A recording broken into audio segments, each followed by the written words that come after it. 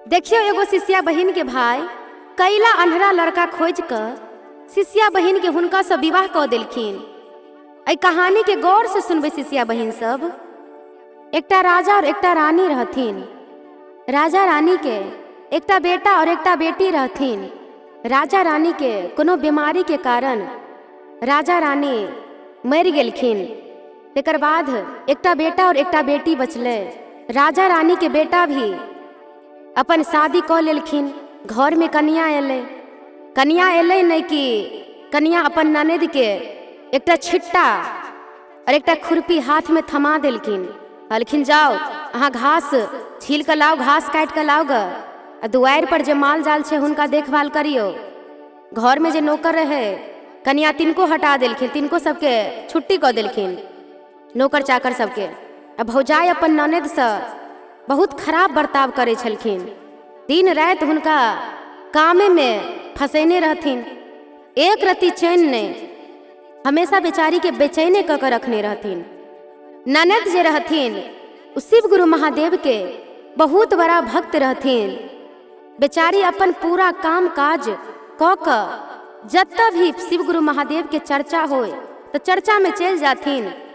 चर्चा में से भयभूत लबथिन, प्रसाद लबथिन और अपन भौजाई के देलखिन, भाभी के देलखिन कि भाभी ई भयभूत लिया और प्रसाद लिया। फिर भाभी खिसिया के भयभूत के प्रसाद के फेंक देलखिन। कहलखिन नहीं कि अहाँ के जरूरी है, हमरा जरूरी नहीं है। ई राख छोड़ के अहाँ के जरूरी है, एबूत भयभूत के हमरा कोई जरूरी नहीं है। एबूत भयभूत के हम जे छी से अपना बल पर छी। फिर बेचारी अपन तेकर बाद ओत्ता से मुँह मोड़ के अपन चल गेलखिन। फिर अपन काम काज में लग गेलखिन। दिन रात हुनका से कामे करवावे, अपने महारानी जका बैसल रहथिन। लेकिन ननद से दिन रात काम करावे, चिपरी थपावे, घास छिलवावे। फिर तेनाही समय बीतत गेले। फिर एक दिन शिव चर्चा रहे तो बेचारी काम काज क के तेनाही अपन शिव चर्चा में चल गेलखिन टाइम निकाल कर। फिर शिव चर्चा में से भयभूत और प्रसाद लेलखिन, लौ के अपन घर एलखिन। घर आकर बेचारी अपन कनी सोचे क दिए कि नहीं दिए। भाभी तक खिसियथिन, लेकिन बेचारी अपन सोच कर देखलखिन नहीं तो प्रसाद से हो सके छे भाभी कहीं आई लौ लेथिन। फिर गेलखिन भाभी के दिए ला जे भाभी प्रसाद लौ लिया और भयभूत लौ लिया, भैया के भी लगा देबे, अहूँ लगा ले। फिर तेनाही भयभूत के फेंक देलखिन, अपमान क देलखिन। फिर भगवान के अपमान नहीं करवाक चाहिए। कोई भी इंसान छे तो भगवान से नीचे छे। फिर तेनाही खिसियलखिन, कहलखिन भयभूत के अहाँ के जरूरी है, हमरा जरूरी नहीं है। अहाँ लगाओ, अहाँ खाओ। ये अरसाद प्रसाद झूठ फूस के फेरा में हमने पड़े छी, हमरा नहीं लिए के है। फिर तेकर बाद उनकर पति एलखिन, वो लड़की के भैया एलखिन। तो भैया से उनकर भाभी कहे छथिन कि यो अहाँ के बहिन के कोई काम काज है नहीं, एकोटा काम काज नहीं करैया। सब काम काज दिन रात हम ही करे छी। जे शिव चर्चा में चल जाइया गाँव गाँव और प्रसादी लाबैया तो भयभूत लाबैया, हमरा सब दिन का दैया। हमरा कोई जरूरी नहीं प्रसाद या भयभूत के, उनका कह देवे। और ऐसा बढ़िया ई रहत जे अहाँ अपन बहिन के विवाह दान जल्दी से जल्दी क दियो। फिर भैया सोच में पड़ गेलखिन, विवाह दान हमर बहिन अखन तो विवाह लायक नहीं छे। फिर अपन कन्या से कहलखिन देखियो अहाँ एते जल्दी अगुताऊ नहीं, हमरा बहिन के लायक कोई बढ़िया घर बर मिलते तखन तो शादी विवाह के बारे में सोचबे। नीक घर बर भी तो मिलवाक चाहिए। तो फिर ओई लड़की के भौजाई कहलखिन अपन पति से देखियो नीक घर बर खोजे के कोई जरूरी नहीं छे। ई जे शिव गुरु महादेव के चर्चा करे छथिन, गाँव गाँव जाय छथिन, लूल्ह नांगर अनहरा कन्हरा कोई खोज दियो तब हिनका दुनियादारी समझ में एते। ई जे शिव गुरु महादेव के चर्चा में पुट दनी चल जाय छथिन, जत्ता मन होय छे तत्ता ई पति के लऽ के जब घूमतथिन तब हिनका पता चलते दुनियादारी की होय छे। तो लड़की के भाई कहलखिन अहाँ चुपू, एना किया बाजे छी हमरा बहिन के बारे में। जे शिव गुरु महादेव के चर्चा में जे जाय छथिन त ई कोनो खराब बात नहीं छे, ई तो और बढ़िया बात छे। भक्ति भाव में आस्था रखे छथिन। जे अहाँ एना नहीं बाजियो, जे कत्तो करबे त नीके घर बर खोजे के करबे। फिर वो लड़की के भौजाई अपन पति से झगड़ा करे लगलखिन। जे चाही से जेना चाही तेना बाजे लगलखिन, जेना हम कहे छी तेना हेते। फिर बेचारा अपन सोच में पड़ गेलखिन। लास्ट में हुनका अपन पत्नी के बात माने पड़ले। फिर बेचारा टेंशने में अपन लड़का खोजे के लिए चल देलखिन। एकटा गाछ के नीचा मरैया रहे, ओहि मरैया में एकटा विधवा माय और हुनकर बेटा जे आन्हर रहथिन, उ दुनू माय बेटा रहथिन। तो ओहि लड़की के भाई के नजर दुनू माय बेटा पर पड़ले। तो हुनका माय से पूछलखिन जे अहाँ अपन बेटा के शादी करबै। फिर हुनकर माय कहलखिन, यो बौआ, अहाँ केहन बात बाजि रहल छियै? हमरा बेटा से शादी विवाह के करतै? हमर बेटा तऽ खुदे आन्हर ये, अपना बेटा के हम सम्हारै छी, जे हमर बेटा से शादी के करतै? अहाँ हमरा से मजाक कऽ रहल छी, एहन मजाक हमरा से नहीं करू। फिर ओ लड़की के भाई कहलखिन जे हमरा एकटा बहिन ये, वह बहिन के हमरा शादी करबाक ये, जे अहाँ अपन बेटा के हमरा दऽ दिअ, अपन बहिन के शादी करब। फिर वो बूढ़ी माता तो तैयार नहीं रहथिन, कहलखिन हमर बेटा तो आन्हर ये, जे अहाँ के बहिन के हमर बेटा कोना कमा के खिएथिन, जे ई शादी तो नहीं हो सकैया। फिर बूढ़ी माता तो मना कऽ देलखिन। फिर लड़की के भाई वह लड़का से पूछलखिन जे आन्हर रहथिन हुनका से, जे अहाँ ई शादी के लेल तैयार छियै? तो वो बेचारा भी तैयार नहीं रहथिन। कहलखिन देखियो, हम तो आन्हर छी, हमरा खुद दोसरा के जरूरी पड़ैया, अहाँ के बहिन के हम केना सम्हारब?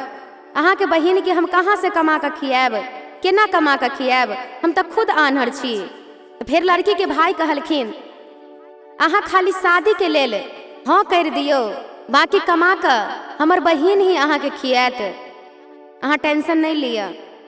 फिर बहुत बात होइत होइत दुनू माय बेटा मान गेलखिन। तो फिर घर गेलखिन। लड़की के भाई अपन पत्नी से कहलखिन एहन टाइप के लड़का छे, लड़का के घर एना छे। उ तो भौजाई तो चाहते रहथिन जे हमर ननद के एहने घर मिले, एकदम खुश रहथिन, एकदम मगन में अपन तैयारी कर रहल ये शादी के दिन जत्ते भी पेटी बक्सा रहे, नथरनी सब आयल रहे, सबके बढ़िया बढ़िया साड़ी निकाल लेलखिन हुनकर भौजाई।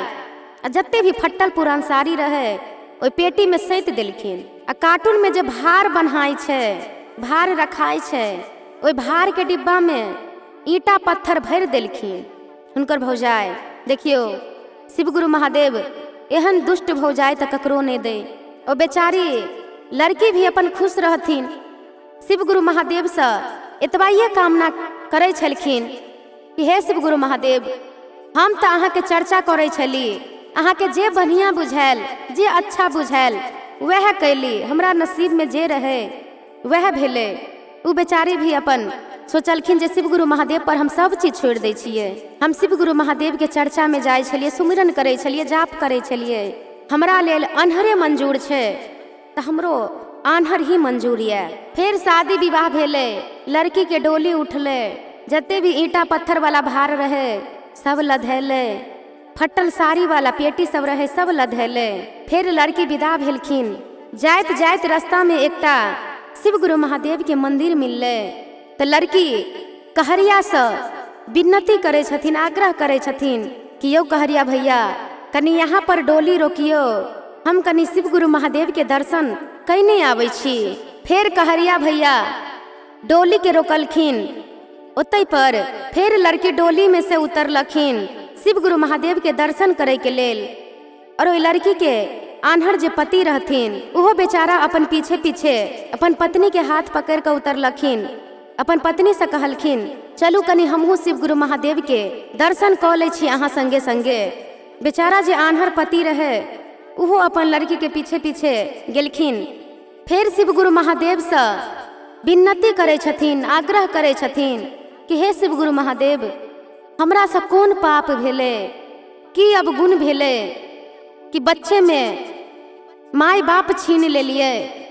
आई माय बाप रहते हमर तो आन्हर से विवाह नहीं करते, एक बढ़िया लड़का खोज के विवाह करते। लड़की कान कान के शिव गुरु महादेव के कहे छथिन कि हे शिव गुरु महादेव, हमरा से कौन गलती भ गेले। आई हमर पिताजी एहि दुनिया में रहतथिन तो एकटा बढ़िया लड़का खोज के विवाह करथिन हमर, लेकिन भाई और भौजाई अन्हरा से विवाह कऽ देलखिन। आई हमर माय रहतथिन एहि दुनिया में तो बढ़िया लहंगा पटोर बढ़िया सोना के हार पहिरा के हमरा विदा करतथिन, लेकिन ई आई फटल पुरान पहिर के हम विदागरी भेली। जे हमरा से कौन चूक भेले है शिव गुरु महादेव, जे अत्ते बड़का अन्याय अत्ते बड़का कष्ट हमरा जिंदगी में अहाँ लिख दिलिए। फिर शिव गुरु महादेव त दयालु गुरु छथिन, कोढ़िया के काया दै छथिन, लंगड़ा के टांग दै छथिन, बाझिन के पुत्र दै छथिन, अन्हरा के आँखी दै छथिन। तेनाही ओइ शिष्या बहिन के पति के भी शिव गुरु महादेव आँख खोल देलखिन। आब त मंदिर में हाहाकार मच गेले। जे देखियो शिव गुरु महादेव के दरबार में एकटा जोड़ा विवाह क के जाय छलखिन। अतः पर शिव गुरु महादेव के दर्शन केलखिन। हुनकर अन्हरा पति रहे जे देखियो आब देखा लगलखिन, पूरा गांव में शोर भ गेले। इधर ओइ शिष्या बहिन के पति के शिव गुरु महादेव आँख खोल देलखिन और उधर घर पर जे झोपड़ी रहे एकटा पेड़ के पास उ बड़का बंगला बना देलखिन, महल बना देलखिन। खूब गाड़ी घोड़ा हुनका दुआर पर भ गेले। बढ़िया सा बंगला भ गेले, जे झोपड़ी रहे बढ़िया सा बंगला भ गेले। आब जे ई बात सुनलखिन ओइ शिष्या बहिन के साउस तो बढ़िया सा धूमधाम से अपन पुतहु के स्वागत करे के लेल जुट गेलखिन। कहलखिन नहीं, ये हमर पुतहु नहीं, साक्षात लक्ष्मी हमरा घर में आबि रहल है। जे हमरा बेटा से शादी होते हमरा बेटा के आँख भ गेल, आन्हर छैल से हमर बेटा देखे लागल, हमरा एकटा झोपड़ी रहे से हमरा महल बन गेल। देखते देखते फिर ओइ मंदिर से दुनू पति पत्नी फिर डोली में बैसलखिन। फिर कहार भैया डोली उठा कर ओइ शिष्या बहिन के सासुर ल गेलखिन। शिष्या बहिन के जे सासू माँ रहथिन बढ़िया सा आरती के थाल सजा कर बढ़िया से स्वागत केलखिन। ओइ शिष्या बहिन के जेना लक्ष्मी के जेना दीपावली में लक्ष्मी माता के स्वागत करे छिए तही तरीका से हुनकर सासू माँ स्वागत केलखिन जे हमरा घर में साक्षात लक्ष्मी आबि गेल। फिर तेनाही एक दिन दू दिन बीतले। फिर तेसर दिन ओइ शिष्या बहिन के जे पति रहथिन आंगन में बैसल रहथिन। ओइ शिष्या बहिन से कहलखिन, सुनू न, अहाँ के जे भाभी देलखिन या भार सब, ओइ भार में से कनी मिठाई सब कनी नेने आओ। वो बेचारी तब बुझतथिन जे हमर भौजाई तक कोई मिठाई तिठाई नहीं दिल गया। भार में सब में ईटा पत्थर भरल छे। बेचारी के लाज लगे, बेचारी नहीं जाथिन। एक बेर कहलखिन हुनकर पति, दू बेर कहलखिन, तेसर बेर कहलखिन, फिर चौथम बार कहलखिन। तब बेचारी शरमाइते शरमाइते गेलखिन। लेकिन शिव गुरु महादेव के महिमा देखियो, ईटा पत्थर जे रहे बढ़िया बढ़िया मिठाई बन गेले। बेचारी अपन डेराइते डेराइते सोचते सोचते ओइ भार के खोललखिन। ओइमे बढ़िया बढ़िया मिठाई देखलखिन तो बेचारी बहुत खुश भ गेलखिन। कहावत में नहीं छे, जेकर राम न बिगड़े ओकर लोग का बिगाड़ी। तो शिष्या बहिन मिठाई के लौका अपन पति के देलखिन। शिव गुरु महादेव ओइ शिष्या के लाज बचा लेलखिन। फिर तेनाही समय बीतले। फिर एक दिन वह शिष्या बहिन के भौजाई जे रहथिन अपन पति से कहलखिन कि यौ अहाँ अपन बहिन के शादी ओइ अन्हरा से कह दिलिए, आई कनी देखियो त जे मरलै कि जित्ते छे। फिर भाइयों के देखियो, पत्नी के कहै पर तब बहिन के देखै के लेल गेलखिन। जब बहिन के घर खोजे छथिन तो देखै छथिन यहाँ पर तो कोई झोपड़ी नहीं छे, यहाँ पर तो बड़का बंगला छे। वो बेचारा तो झोपड़ी खोजे छथिन, जहाँ पर बहिन के शादी तो एकटा अन्हरा से जेकर झोपड़ी वाला घर रहे तेकरा साथ के लिए। तो यहाँ पर तो बड़का बंगला छे। फिर एकटा आदमी से पूछलखिन, यो अतः पर जे एकटा आन्हर दुनू माय बेटा रहथिन हुनकर घर कहाँ छे, यहीं पर तो रहे।